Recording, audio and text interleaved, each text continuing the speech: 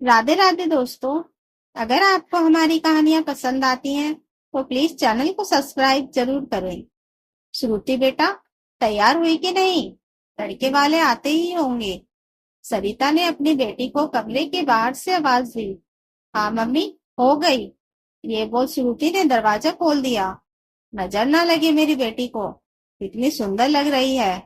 ये बोल सरिता ने उसके काला टीका लगा दिया तो श्रुति शर्मा गई। माँ बेटी का प्यार हो गया हो तो चलो, लड़के वाले आ गए हैं। तभी श्रुति के पिता राजन अंदर आते हुए बोले। सरिता और राजन ने मेहमानों का स्वागत किया और उन्हें नाश्ता परोसा। बातों का सिलसिला चल निकला। बहन जी, अब श्रुति बिटिया को बुला लीजिए। थोड़ी देर बाद लड़के तनिष्क की माता जी मीना बोली। जी, अभी बुलाती हूँ, कहकर सरिता जी ने श्रुति की बहन अंजलि को इशारा किया और वो थोड़ी देर बाद श्रुति को लेकर आई। आओ बेटा, मेरे पास आकर बैठो। श्रुति के सबको नमस्ते करने के बाद मीना बोली और श्रुति को अपने पास बैठा लिया। बातचीत का सिलसिला चल निकला और आखिर में रिश्ता पक्का कर दिया गया, क्योंकि श्रुति और तनिष्क को भी इससे आपत्ति नहीं थी। दोनों परिवारों ने एक दूसरे का मुंह मीठा करवाया और फिर तनिष्क के परिवार ने विदा ली। जल्द ही शादी का मुहूर्त भी निकल गया और तय समय पर तनिष्क और श्रुति को ब्याहने आ गया। सभी रस्में हंसी खुशी संपन्न हुई और फिर श्रुति रोती रुलाती अपने पिया साथ विदा हो गई।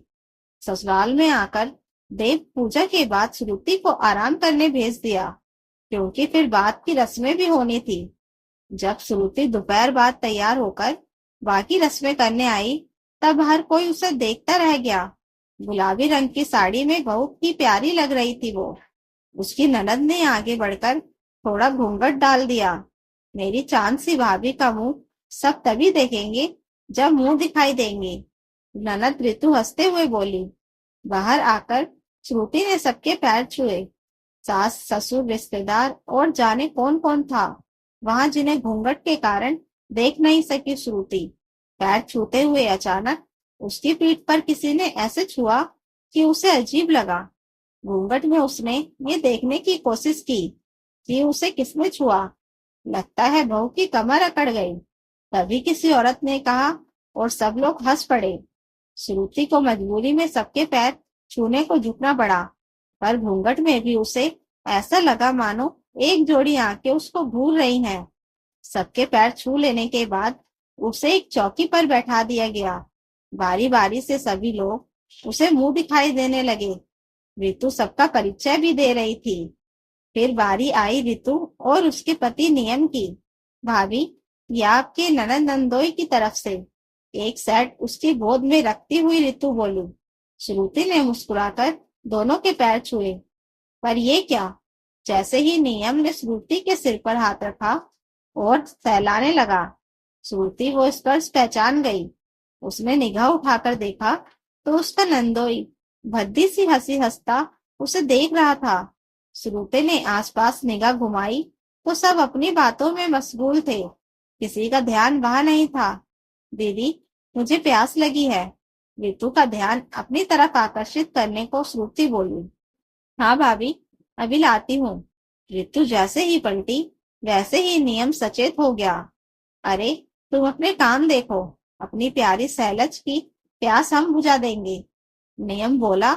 उसके बोलने के लहजे पर बाकी किसी का ध्यान नहीं गया, पर श्रुति उसकी दियर तड़ती मान सुन गुस्से में उसे देखने लगी। ऋतु, तुम ऐसा करो, भाभी को कमरे में ही ले जाओ, थक गई होगी ये। वैसे भी यहाँ की रस्म खत्म हो गई। तभी कोई बोला तो श्रुति की जान में जान आई। कमरे में अकेली बैठी श्रुति सोच रही थी कि कैसे होते हैं कुछ लोग जिन्हें रिश्तों की मर्यादा ही नहीं पता होती। बस सामने कोई भी लड़की देखी और इस पर सुख लेना शुरू। छी, कैसी सोच है। अपनी बीवी के भाई की पत्नी, जो अभी कुछ घंटे पहले ब्याह कर आई है, उसके साथ ऐसा व्यवहार। कहीं ये मेरा भ्रम तो नहीं? नहीं, ऐसा कैसे हो सकता है? हम लड़कियों को ईश्वर ने छठी इंद्री दी है, ये पहचानने को कि सामने वाले की नजर कैसी है। श्रुति समझ नहीं पा रही थी कि उसे किसी ने इस बात का जिक्र करना चाहिए या नहीं? अभी नई नई आई थी इस घर में, क्या उसकी बात पर विश्वास किया जाएगा? भाभी, लीजिए खाना खा लीजिए। आज आपको मेरे साथ खाना होगा। कल से तो भैया होंगे मेरी जगह। तभी रितु की आवाज सुन वो अपनी सोच से बाहर निकली। कितनी प्यारी है रितु दीदी। इन्हें जीजा जी के बारे में पता लगेगा तो।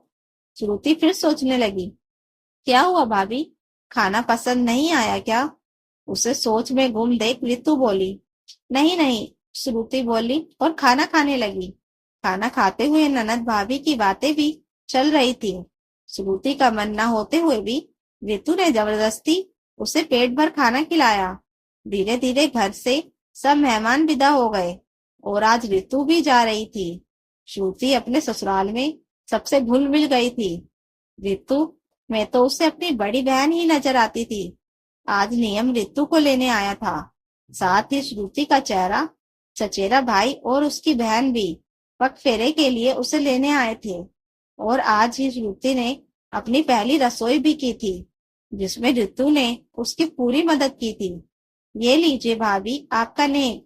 खाने के बाद सबने श्रुति को नेक दिया तो रितु ने भी दिया, और ये मेरी तरफ से। नियम ने भी उसे नेक देते हुए कहा।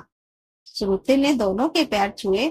रितु उसके सिर पर हाथ रख जहां अपनी पैकिंग में लग गई, वही नियम उसका सिर सहलाते हुए उसके गालों तक आ गया। जीजा जी, ये क्या कर रहे हैं आप? श्रुति गुस्से में पर धीमी आवाज में बोली, अरे सैलज जी, हमारा तो रिश्ता मजाक का है, आप बुरा मान गए। नियम हंसता हुआ बोला, जीजा जी, मजाक का रिश्ता भले है पर इसकी एक मर्यादा है। मैं शादी के बाद से आपकी ये हरकत बर्दाश्त कर रही हूँ। वो तो रितु दीदी अच्छी है, इसलिए मैं उन्हें कुछ नहीं बोल पाई, पर अब आपने रिश्तों की मर्यादा को पार किया तो मुझे उन्हें बोलना पड़ेगा। तब हो सकता है आपका यहाँ आना ही बंद हो जाए, या फिर आपका दीदी और इस घर से रिश्ता ही टूट जाए। श्रुति धमकी देने वाले अंदाज में बोली। उसने चारों तरफ नजर दौड़ाई। वहां सब अपने कामों में व्यस्त थे तो वो आश्वस्त थी। उसकी बात कोई नहीं सुन रहा था। तुम निकलवाओगी मुझे, पर तुम्हारी बातों पर कोई यकीन क्यों करेगा? ऐसा ना हो मैं तुम्हें यहाँ से निकलवा दूं। नियम दांत पीसते हुए बोला, जब मैं उन्हें सबूत दिखाऊंगी तब पता लगेगा कौन निकलता है यहाँ से। श्रुति मुस्कुराते हुए बोली, सबूत? कैसा सबूत? अब नियम के तेवर थोड़े ढीले हुए। मेरे फोन में है सबूत। आपने जो ये किया है ना, ये सब मेरे फोन में रिकॉर्ड हो गया। जिसे रिकॉर्ड किया है मुझे मेरे मायके लिवाने आई मेरी बहन ने। दिखाऊं आपको सबूत? रुकिए, मैं अभी सबको ही दिखाती हूँ सबूत। श्रुति ये बोलते हुए अपनी बहन की तरफ बढ़ी जो फोन में लगी थी। रुकिए भाभी जी, प्लीज आप किसी को कुछ मत दिखाइए। मेरी बसी बसाई गृहस्थी नष्ट हो जाएगी।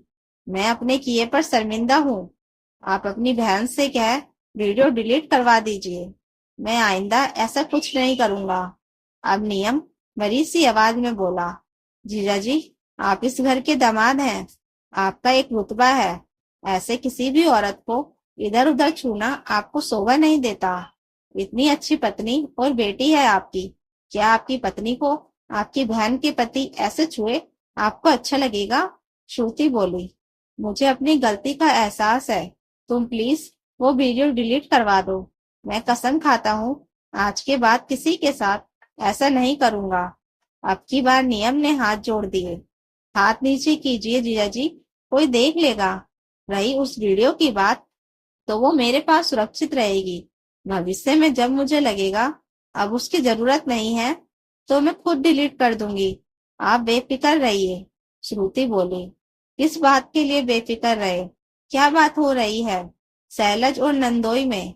तभी वहां रितु आई और बोली, वो दीदी, जिया जी मुझे बोल रहे थे घर का और मम्मी पापा का अच्छे से ध्यान रखने को, और कोई भी दिक्कत हो तो इन्हें अपना बड़ा भाई मान इनसे कहने को। क्यों जिया जी? श्रुति बात बदलती बोली, हाँ हाँ, वो भाभी के कोई भाई नहीं है ना। ना तो मैंने बोला मुझे अपना भाई ही समझो। अपनी जेब छुपाता नियम बोला। उसे अब सच में शर्मिंदगी होने लगी। साथ ही ये एहसास भी कि जरा से स्पर्श सुख के लिए वो आज अपने परिवार और इज्जत को खो सकता था। बिल्कुल भाभी, आप मुझसे भी अपनी हर परेशानी कह सकती हैं, और अगर तनिष्क से कोई शिकायत हो तो मैं आकर इसके कान खींचूंगी। रितु ने वहां आते तनिष्क को देख हंसते हुए कहा। माहौल हंसी खुशी का हो गया, पर नियम के चेहरे पर अब भी शर्मिंदगी के भाव थे। रितु और नियम ने सबसे विदा ली। श्रुति ने एक बार फिर दोनों के पैर छुए। इस बार नियम ने उसके सिर पर जिस तरह से हाथ रख तुरंत हटा लिया, श्रुति को थोड़ा विश्वास हुआ कि आज उसने सही किया। न केवल एक ऐसे इंसान से खुद को बचा लिया जिसकी हरकतें उसे नागवार थी, बल्कि सभी रिश्तों की मर्यादा रखते हुए उसे सही राह भी ले आई। जाते वक्त रितु के चेहरे को देख उसे ये सुकून था कि इतनी प्यारी ननद की जिंदगी बिखरने से एक हद तक बचा ली उसने, क्योंकि इतने दिन में वो ये जान न गई थी कि रितु के मन में नियम के लिए कितना प्यार और इज्जत है। श्रुति ने ईश्वर से यही प्रार्थना की कि अब नियम सही राह पर जाए। दोस्तों, हर रिश्ते की एक मर्यादा होती है, फिर चाहे वो मस्ती मजाक के रिश्ते ही क्यों ना हो। यहाँ नियम गलत था, पर श्रुति की सोच भी मुझे सही लगी कि उसने बिना किसी को पता लगे नियम को सबक सिखा दिया। भविष्य में क्या होगा कोई नहीं जानता, पर सकारात्मक सोच तो हम रख ही सकते हैं। तो दोस्तों, अगर आपको यह कहानी अच्छी लगी हो तो कमेंट करके जरूर बताइएगा, और नई कहानियों के लिए चैनल को सब्सक्राइब जरूर कर लीजिएगा। Thank you for watching.